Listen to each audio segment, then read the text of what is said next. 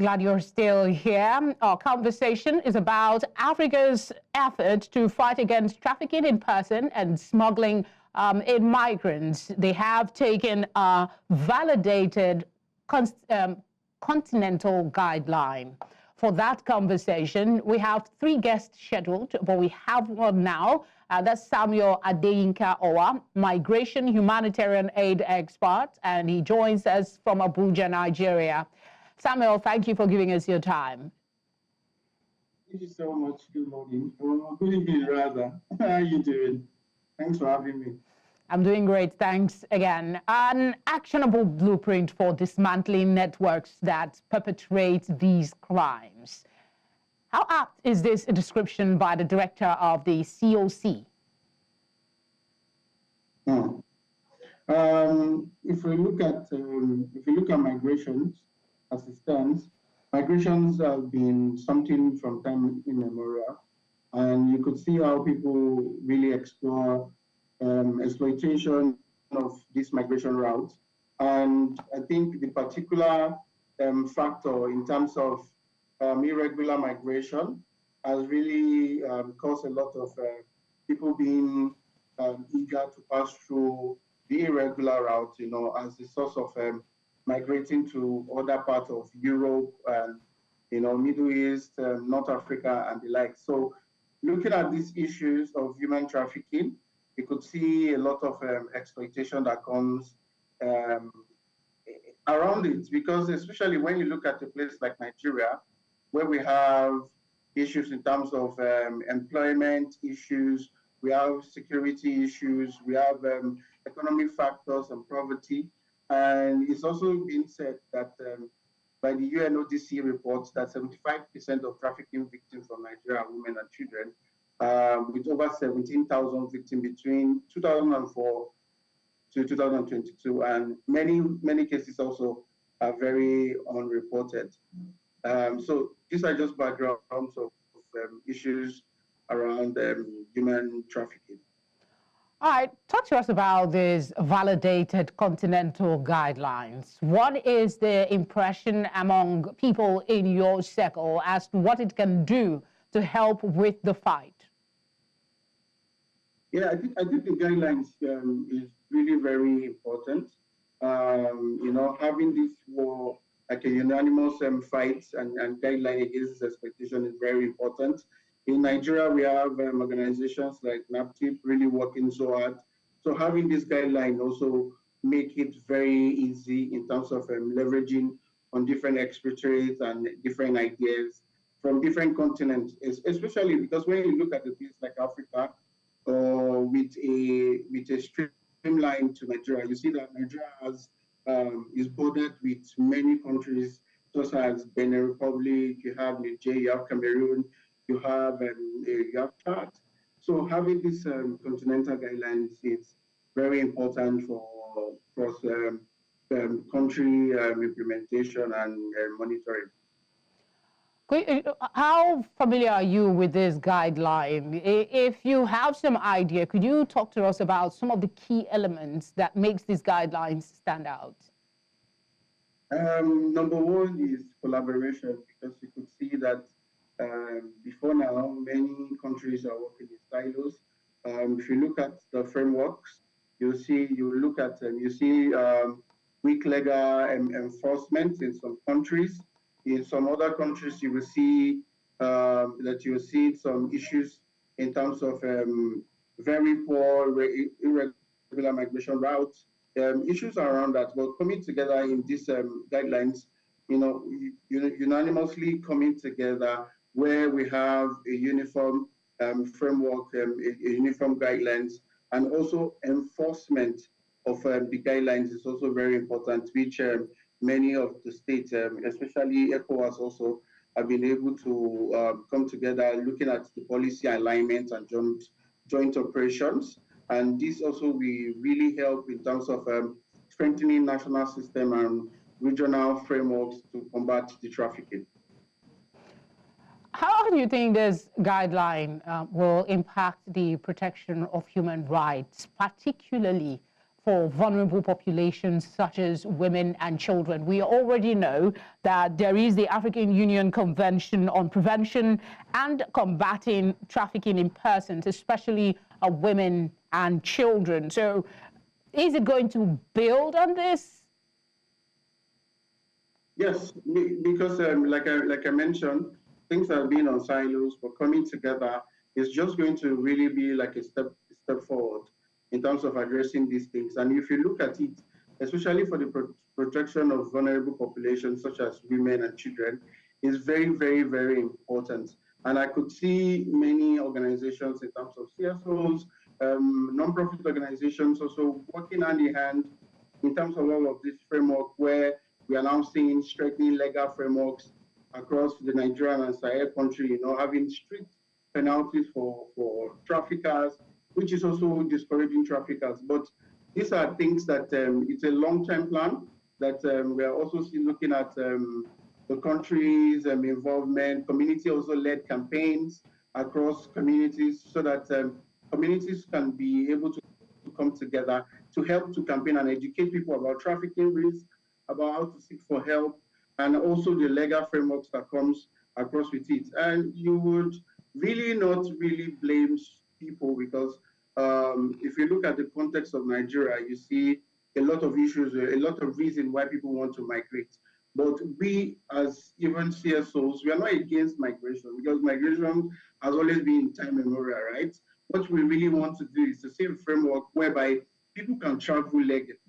When you travel legally, there is a level of sense of protection that comes towards it. But when you pass through regular routes, looking into the Sahel, in Libya, for instance, you're talking about human harvesting, you're talking about modern slavery, and all of these things. So this guidelines is also coming together to see how we can be able to build on the existing frameworks and just continue to make sure that there are strict penalties for traffickers, there are cross-border law enforcement cooperation, when people are passing through Agadez, for instance, like the Niger border part from Nigeria, what are the protection? Are you sending people back to Nigeria? So working together will really, really work better, and that's why we have this framework and guidelines that have been able to support the inclusion of many states and many countries together, and how to see that we can combat human trafficking assistance.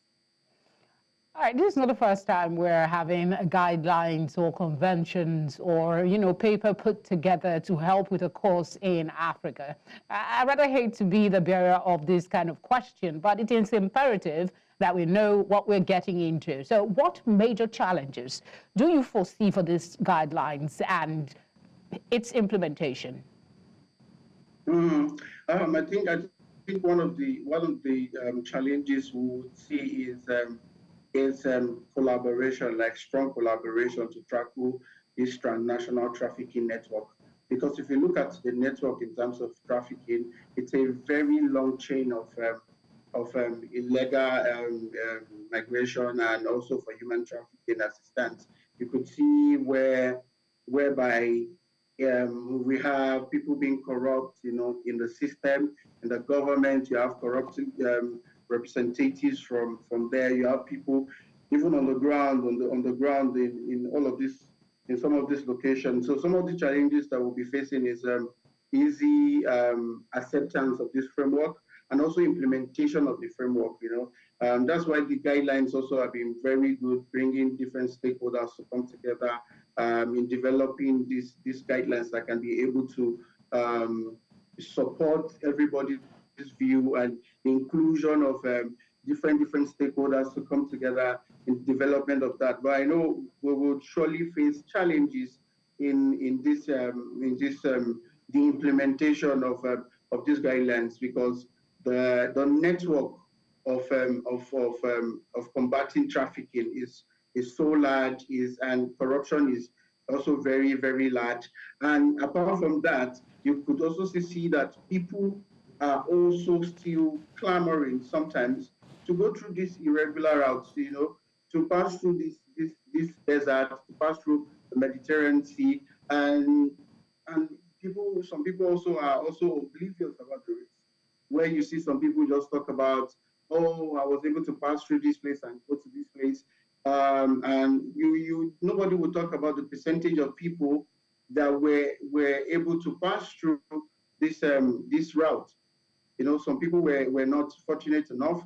So you could still see many people are also giving up hopes. And I think one of the things that we want countries to continue to do, it's about introducing initiatives in country. Especially, I could see some of the work that NATIV in Nigeria does.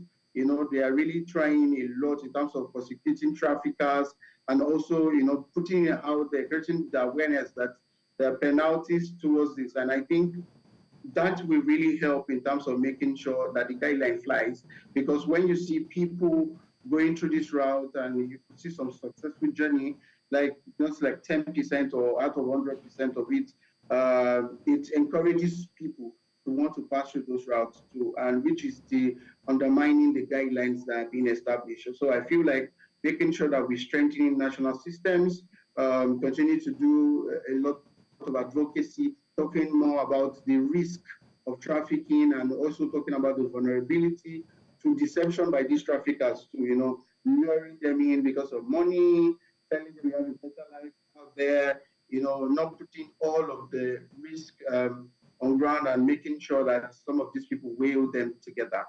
So, and I feel like all of these things, challenges also still really boils down to the desperation of people trying to, many people have given up hopes, many people have taken their minds off, and it's really challenging at this particular point. I would have loved us to explore that cross-border collaboration, but I think you've spoken a little on it. Let's take on the robust intelligence sharing protocols and the adoption of mutual legal assistance framework. This is one of the guidelines provision that has been made. What does this mean really, and how will it work? I feel like these guidelines are also very, very important. So if you look at the guidelines are also working in lines with international policy. It also talks about the framework in terms of the legal framework where justice is being served, especially to traffickers, and also some level of support also is also given back to people that are being repatriated back into the country.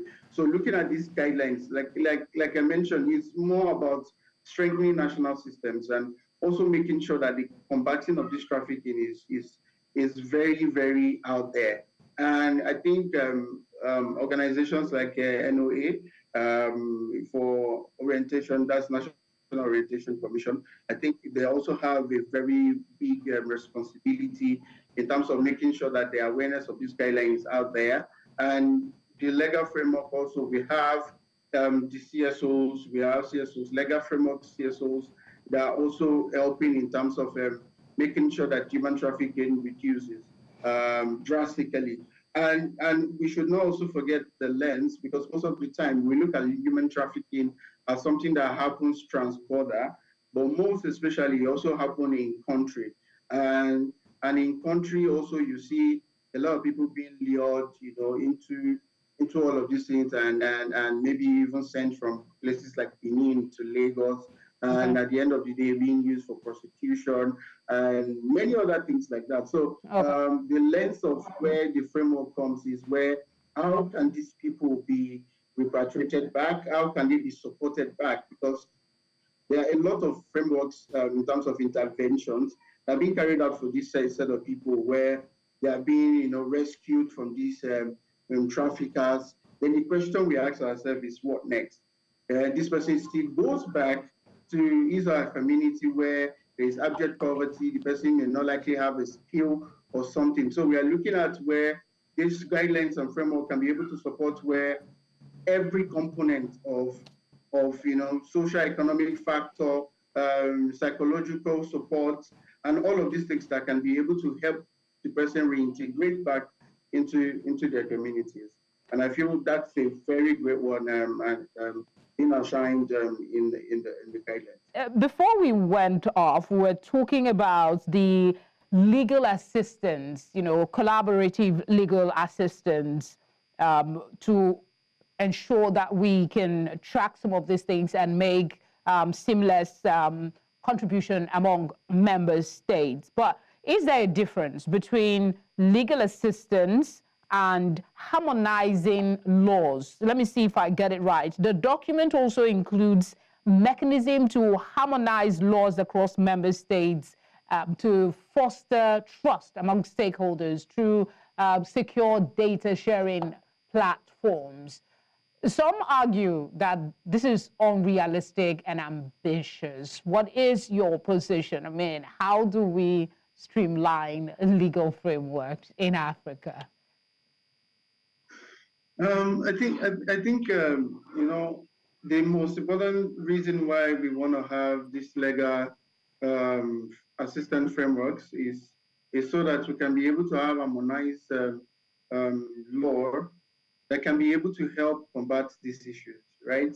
I don't think it is something that is very, very ambiguous, as she said, because if you look at the framework was also designed in collaborations with other member states, with African Union, with other organizations coming together. So I feel like it is very, very easy and very, very workable for us to have an harmonized law specifically for trafficking persons and also smuggling of migrants, right? So it is just for us to be able to come to use the guidelines and make sure that the guideline become a working document. If the guideline does not become a working document, because you have a lot of some of the challenges that we have, like I mentioned, TIP, trafficking in person, especially, is an organized crime.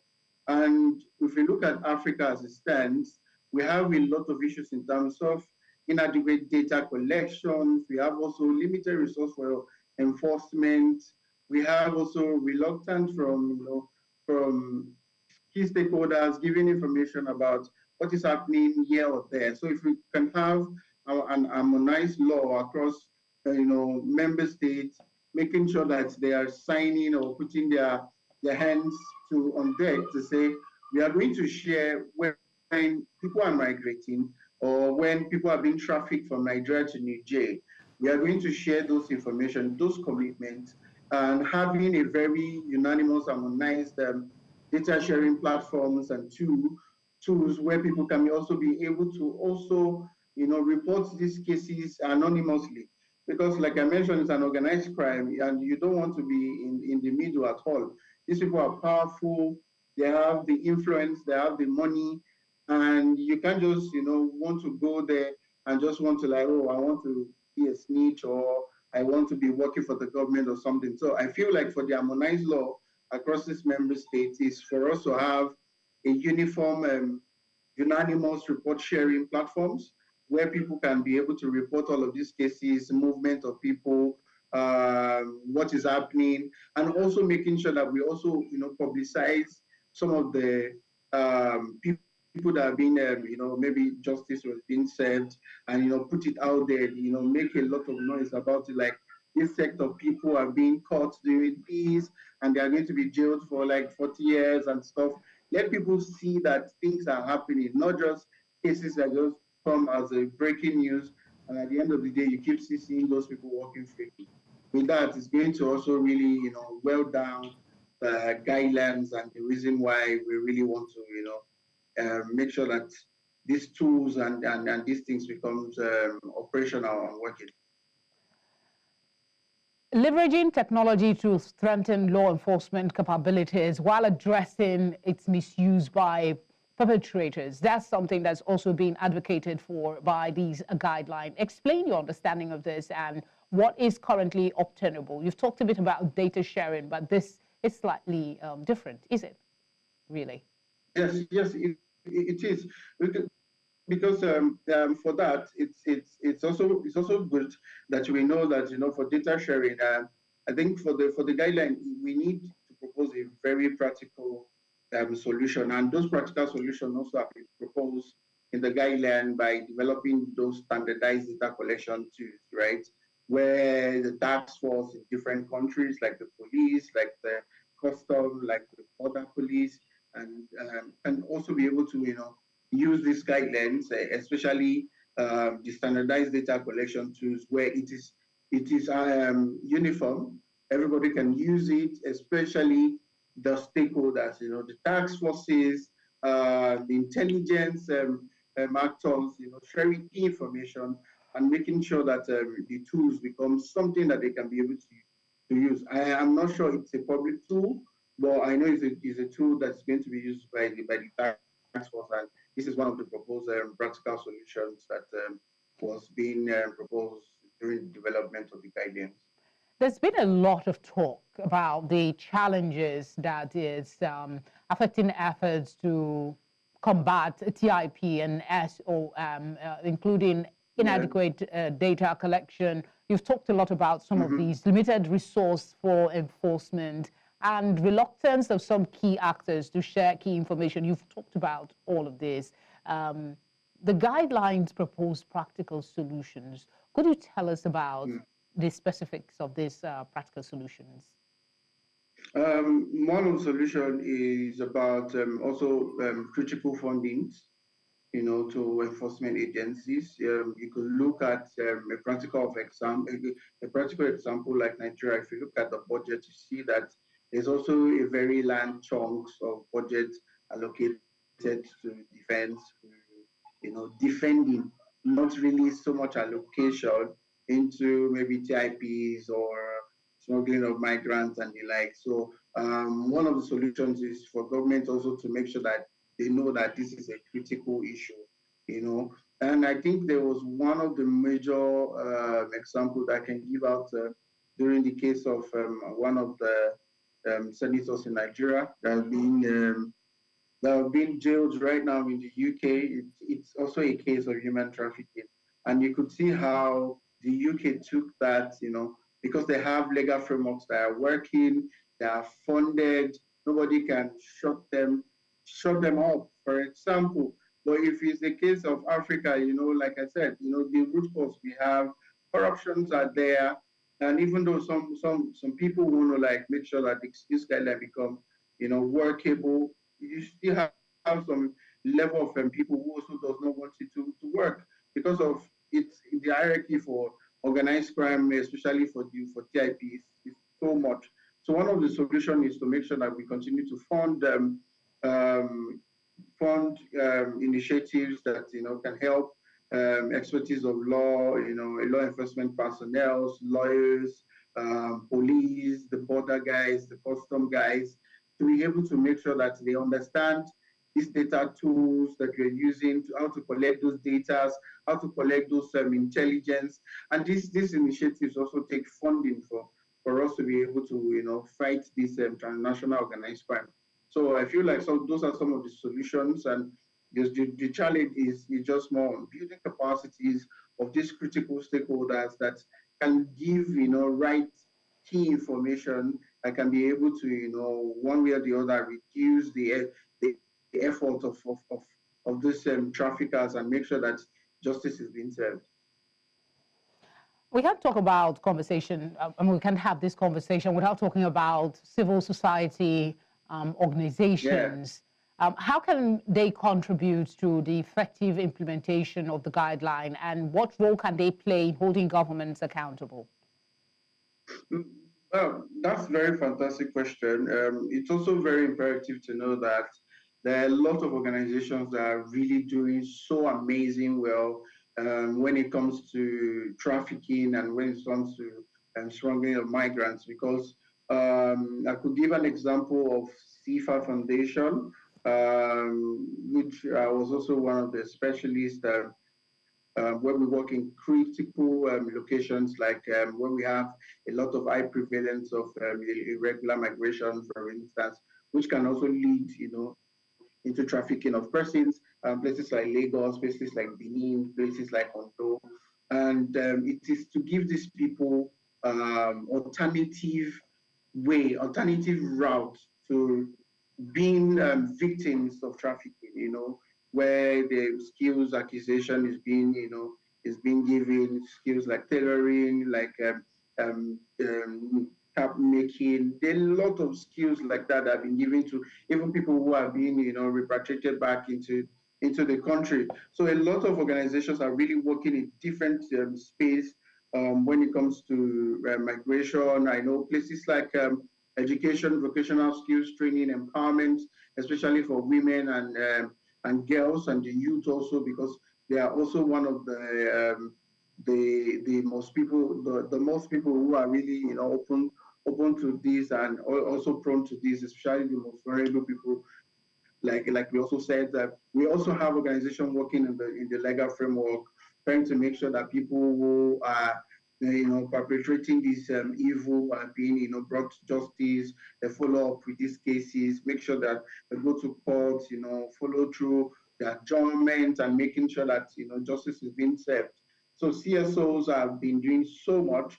Also, I know about CSOs like Clean Foundation also working so hard in terms of building capacities for task forces like police, like the Human Rights Commission, also working in hand with the NAPTIP, especially in Nigeria. NAPTIP also have been doing so much, so well combating. So what you're enumerating is the things that they do on their own to help with this fight. Yes. But yes. the part of my question is, how can they hold government accountable? Because some of this work can and should be done by the government.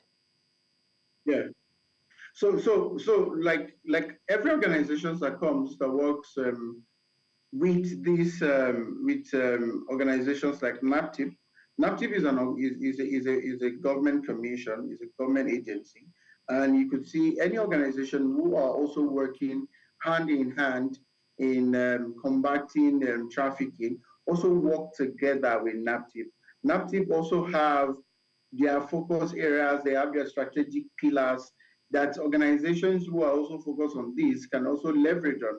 So you could see that NAPTIP is a government-owned organization, is a government agency, and private organizations like CSOs are also working hand in hand to be able to make sure that the pillars and the strategic plans that NAPTIP as a government agency have can also, some of the goals and objectives can also be achieved.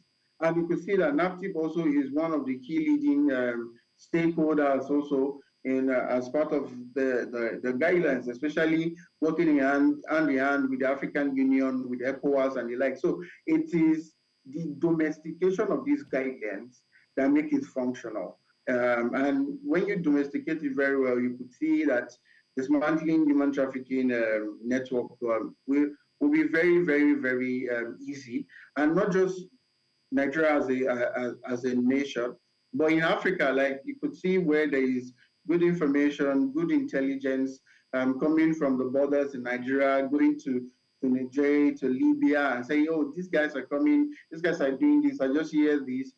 You could see that it's not a single nation that can really fight this, because it's a transnational issues that I know that is one of the top issues that many... We're time pressed, so I wanted to speak on two things. The first one is, we've talked about this guideline and how good it is, but what can we use to measure the effectiveness in the work to combat trafficking in persons and smuggling of migrants? Okay, so if we look at our data tools, the standardized data collection tools, which are being developed, talking about the results framework from the other end of the monitoring and evaluation, it is where you see, there are indicators. There are indicators that we can use to measure the effectiveness and the domestication of these guidelines, and practical things that we can look at is reduction in the numbers of people who have been trafficked. We could see another indicators like increase in terms of numbers of people who have been empowered, especially to illegal migration prone communities. You could also see indicators like people also looking out for other alternatives from all of these things. And I feel like those are some indicators. So from our dashboard or from the data collection tools, from the back end, it will be able to filter them to see numbers of cases reported, numbers of people that have been repatriated. We're also working with organizations like International Organization for Migration, which is IOM, which are really doing so much also on TIPs and SOMs too. So we are looking at those indicators from the data collection tools, and I think it's also imperative for states or for nations. I'm talking about African states to also carry out maybe a new baseline assessment before the deployment of the data tool, so that we can be able to have a baseline to say these are the numbers of people who are migrating. I know IOM, for instance, have a DMT dashboard that talks about migration of people from one place to the other, especially measuring refugees, among others. Also, so I feel like the guidelines and the data collection tools from the back end also we can be able to see to measure the reduction in cases of TIPs. I would have loved to really ask you some more questions, though you answered the last one I had in mind, the one I wanted to ask you after this. So thank you for speaking with us, and especially for holding the fort. We had two other guests scheduled to come for this program. We were able to hold things down and share your insights on the subject of the guideline for fighting the trafficking in persons and smuggling of migrants. Thank you again, Samuel. Thank you so much. Thank you for having me, and I appreciate it. Thank you. And that's our program for today. Thank you for your time as always. Remember, you can watch any of our programs by going to our YouTube channel at News Central TV. Alternatively, you can stay live on DSTV channel 422 to catch up all the latest news and stories. I'm Felicity Izuike. Until next time, bye for now.